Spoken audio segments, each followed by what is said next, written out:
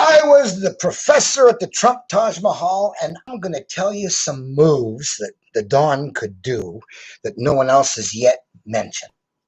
Now, most people are aware that Trump was accused of calling the Nazis fine people in Charlottesville. And Joe Biden has repeated that in this campaign, as have many other Democrats, that Trump said that the Nazis were fine people in Charlottesville. Fine people on both sides. Now, there were four groups there. Antifa against the Nazis, and the pro-statue people against the anti-statue people. You got it? Two fights going on, not one. Now, when Trump said there were fine people on both sides, his original statement, which hadn't been qualified by not the Nazis, he said that in paragraph 2.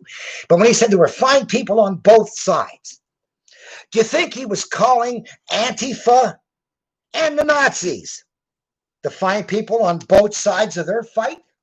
Or do you think he was calling the fine people on both sides of the statue fight? Now, it's as stupid to think that Trump would have called Antifa fine people as to say that he called the Nazis who were fighting with them on the other side fine people. So it's completely impossible that Trump could have said there were fine people on both sides and he was talking about Nazis and Antifa commies. Okay? He had to be talking about the statue people. But then later in paragraph 2, he clarified. He said, I'm not talking about the Nazis and the white supremacists. I'm talking about the statue people. So the whole story was available in 2 parts. Now, what the media did was they cut out part 2 when he said, not the Nazis. And then they made the statement that when he said fine people on both sides, one of those sides was the Nazis, without mentioning the other side had to be Antifa, not the statue people. Got it? So, and that's they call it the fine people hoax. I call it Nazis are fine people hoax because that was the true gist. Now, here's the point. Almost everybody, I think, has seen the moral question. If you could have shot Hitler before World War II and you had the chance, would you have? So, if you would have, how about worse than Hitler? Trump.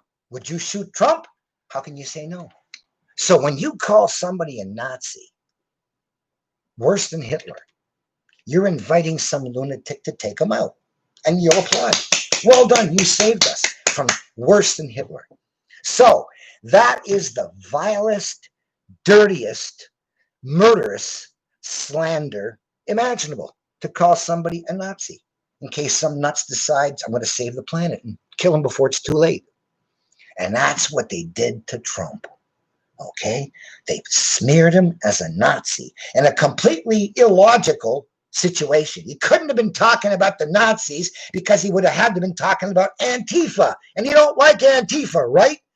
Had to be the statue people. And only the media made the allegation that he was talking about the Nazis by cutting out paragraph 2. Now, that is called a lie by omission. That is the absolute easiest lie to prove. Here's what he said. You also had people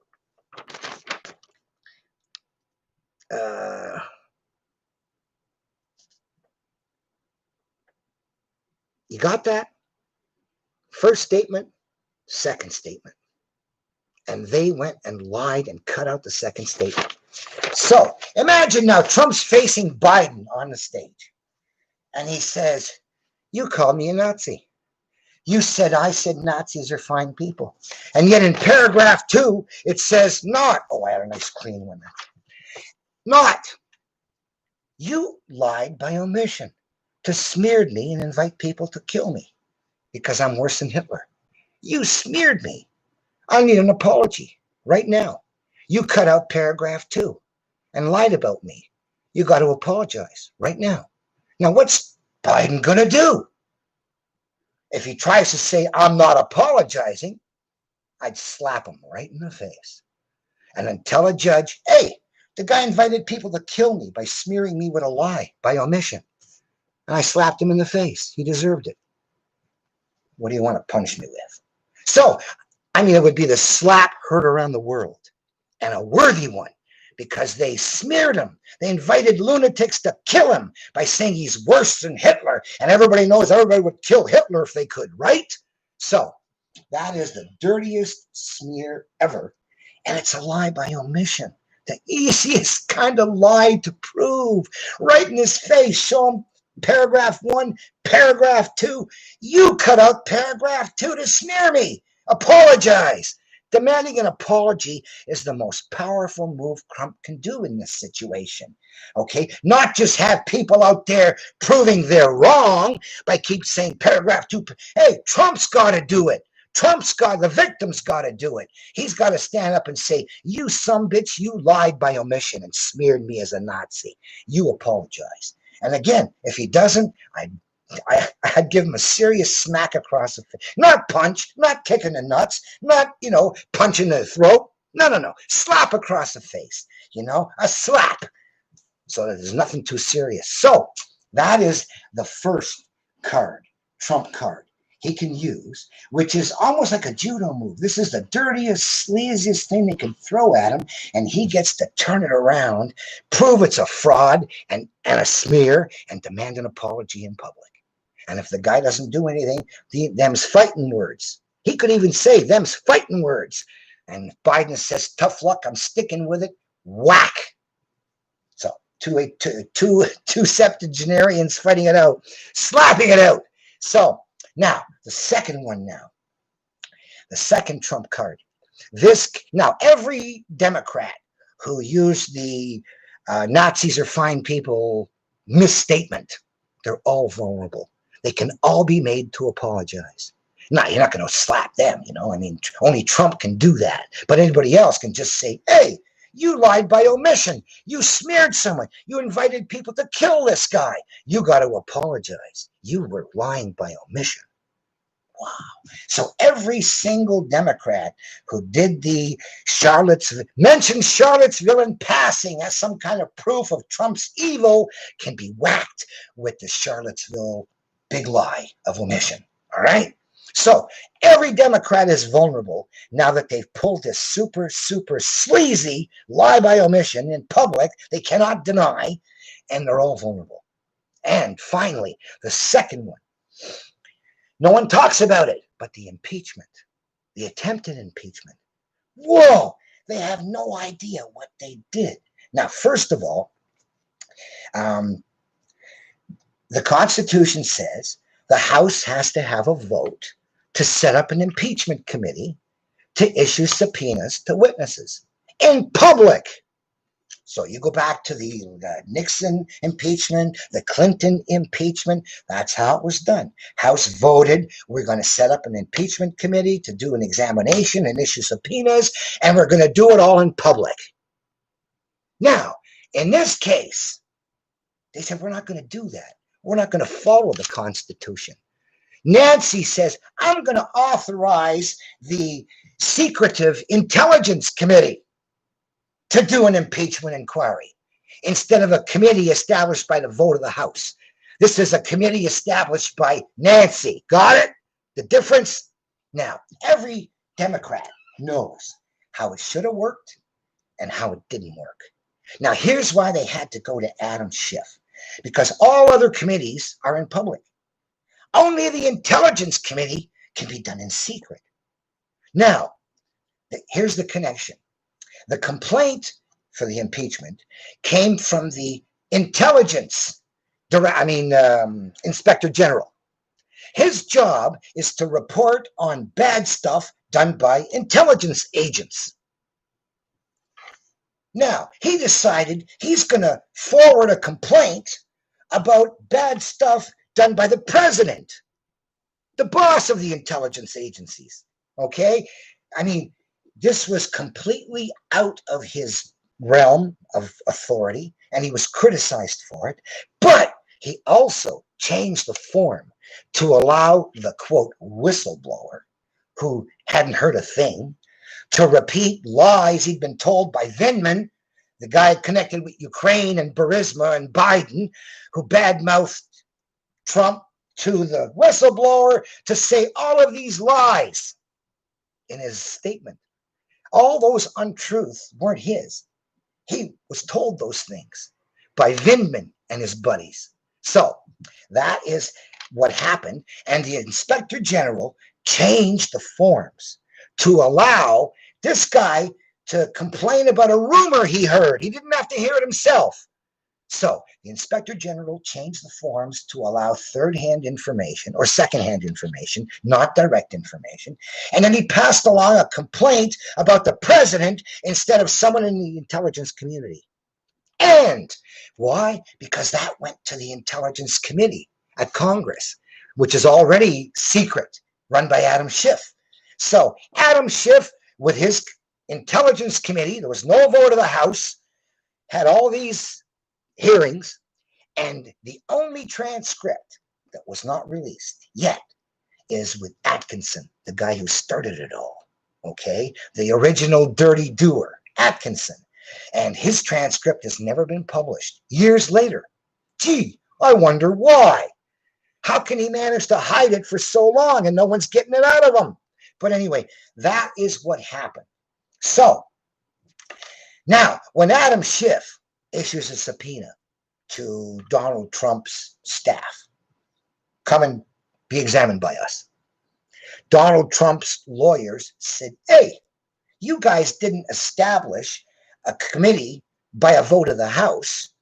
Your committee was established by Nancy. Say it, Nancy says. So your subpoena ain't good. It's not an impeachment subpoena. Now, you can go to a judge and see if it is or not. But we know it ain't, and you can't get it. You got to do it officially. You have to have the House vote to set up a committee. Then we'll obey your subpoena. But we're not going to obey an Intelligence Committee subpoena in secret. So Congress, knowing that if they went to the courts would say, you're crazy. Intelligence Committee could never subpoena Donald Trump's staff. Even if you call it an impeachment committee, you still can't. You haven't had a vote of the House. So because they knew they were going to lose in court, they simply said, okay, we're going to charge you with obstructing a valid subpoena that they all knew was an invalid subpoena. So every Dem, and it was pointed out in the hearings, every Dem knew that the subpoena had not been issued by a committee established by the House. And they all knew the subpoena had been issued by Adam Schiff's Intelligence Committee for a secret hearing on Nancy's say-so. You got that? So then they had their vote. And only 4 Democrats voted against that. And all the others voted to bear false witness to the Senate that Trump obstructed by disobeying a valid subpoena. Got that? That's the charge. Trump obstructed by disobeying a valid subpoena is the charge. Now, we know it wasn't a valid subpoena. And every Dem should know it wasn't a valid subpoena. And every Dem should know they bore false witness when they relayed to the Senate the accusation that Trump had refused a valid subpoena. Got it? Now, at the Senate, all of the Democrats voted to find him guilty of having obstructed Congress by disobeying a valid subpoena. And yet they all knew that the Constitution says the subpoena wasn't any good. It had to come from a House committee established by a vote of the House, not Nancy says. All the Dems knew. It was explained in a few little nuggets in the hearings how, hey, you know, your subpoena ain't any good. But they didn't focus on it, and they should have. And now it's going to be usable by every Republican with one of those Democratic candidates who voted to bear false witness that Trump obstructed a valid subpoena, to the Senate who voted to convict him of obstructing a valid subpoena that they all knew was not valid. Now, you cannot get more political prostitute-like than that. They all voted to bear false witness on a false charge, and then they all voted to convict him on a false charge. Now, if the Republicans want to start whacking these people and saying, what kind of a person are you to bear false witness and accuse someone of a false charge when you knew the truth all along? And what kind of a juror are you to convict someone when you knew that the evidence was tainted and that this was not a valid subpoena? So if I were a Republican senatorial or congressional candidate, I could crucify my opponents if they mentioned Charlottesville or if they voted for the impeachment, right? Those are Trump's two biggest cards, the Don's two biggest trump cards, the Charlottesville false accusation and the impeachment false accusation. You caught him on two huge lies on the record, and especially these impeachment people who voted to charge you with a lie and who voted to convict you of a lie. Wow! Anyway, so that is how I would play those cards that sadly Trump's team haven't even seen yet. So if you think it's a good idea for Trump to beat him up on Charlottesville and beat him up on their fraudulent subpoena, boy, spread the word. Because remember, there's a good chance I'm shadow banned and no one's going to see this.